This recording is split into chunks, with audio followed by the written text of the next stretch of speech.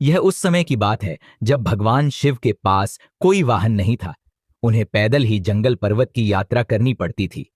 एक दिन मां पार्वती ने शिव जी को बोली, आप तो संसार के स्वामी हैं, क्या आपको पैदल यात्रा करना शोभा देता है? शिव जी हंसकर बोले, देवी, हम तो रमते जोगी हैं, हमें वाहन से क्या लेना देना, भला साधु भी कभी सवारी करते हैं। पार्वती की आंखों में आंसू भर आए और कहा, जब आप शरीर पर भस्म लगाकर, बालों की जटा बनाकर, नंगे पांव कांटों भरे पथ पर चलते हैं तो मुझे बहुत दुख होता है।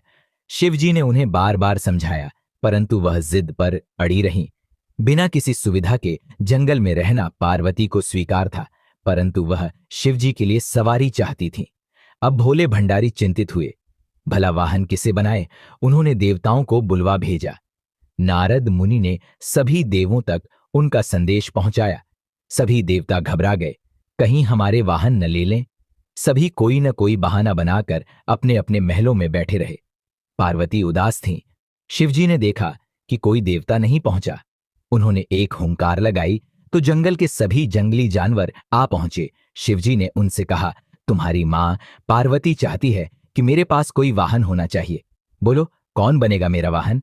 सभी जानवर खुशी से झूम उठे। छोटा सा खरगोश फुदक कर आगे आया, भगवन, मुझे अपना वाहन बना ले, मैं बहुत मुलायम हूं। सभी खिलखिलाकर हंस पड़े। शेर गरज कर बोला, मूर्ख खरगोश, मेरे होते हुए तेरी जरूरत कैसे हुई सामने आकर बोलने की? बेचारा खरगोश चुपचाप कोने में बैठकर गाजर खाने लग गया। शेर हाथ जोड़कर बोला, प्रभु, मैं जंगल का राजा हूं, शक्ति में मेरा कोई सामना नहीं कर सकता, मुझे अपनी सवारी बना ले। उसकी बात समाप्त होने से पहले ही हाथी बीच में बोल पड़ा, मेरे अलावा और कोई इस काम के लिए ठीक नहीं है। मैं गर्मी के मौसम में अपनी सूंड में पानी भरकर महादेव को नहलाऊंगा। जंगली स्वर अपनी थुथन हिलाते हुए कहने लगा, शिवजी, मुझे सवारी बना लो, मैं साफ सुथरा रहने की कोशिश करूंगा।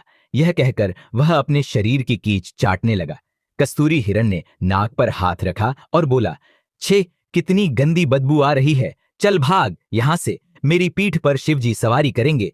उसी तरह सभी जानवर अपना अपना दावा जताने लगे। शिवजी ने सबको शांत कराया और बोले, कुछ ही दिनों बाद मैं सब जानवरों से एक चीज मांगूंगा, जो मुझे वहला देगा वही मेरा वाहन होगा। नंदी बैल भी वहीं खड़ा था। उस दिन के बाद से वह छिप छिप कर शिव पार्वती की बातें सुनने लगा। घंटों भूख प्यास की परवाह किए बिना वह छिपा रहता था। एक दिन उसे पता चल गया कि शिव जी बरसात के मौसम में सूखी लकड़ियां मांगेंगे। उसने पहले ही सारी तैयारी कर ली। बरसात का मौसम आया, सारा जंगल पानी से भर गया। ऐसे में शिवजी ने सूखी लकड़ियों की मांग की तो सभी जानवर एक दूसरे का मुंह ताकने लगे। बैल गया और बहुत सी लकड़ियों के गट्ठर ले आया। भगवान शिव बहुत प्रसन्न हुए। मन ही मन वे जानते थे कि बैल ने उनकी बातें सुनी हैं, फिर भी उन्होंने नंदी बैल को अपना वाहन चुन लिया। सारे जानवर उनकी और मां पार्वती की जय जयकार करते लौट गए। दोस्तों, आपको यह कहानी कैसे लगी, ये कमेंट करके जरूर बताना। और हां दोस्तों, अगर आप भी शिवजी के सच्चे भक्त होंगे तो इस चैनल को जरूर सब्सक्राइब करोगे। तो बोलो मेरे साथ, हर हर महादेव,